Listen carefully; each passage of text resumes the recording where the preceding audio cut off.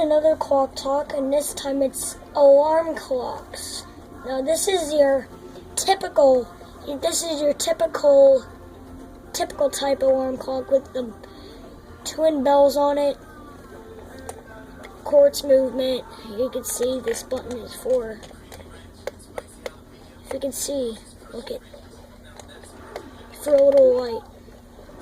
Well, this one is a different one. And there's my cat. So this one you can see is a West clocks, and this is a crossing. You see, this is a different type of alarm clock, and it's not battery powered. It's a wind up. So you need to wind it up. They both have different sounds to the alarms. This one is very loud, and this one not very loud, but yeah. Yeah.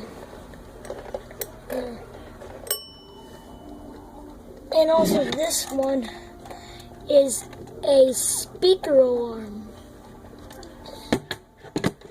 Yeah. So there's a talk about alarm clocks. Well, these are not really known as collectible ones, but yeah, these wind-up ones are collectible, while these battery ones are very easy to find and they're not really collectible.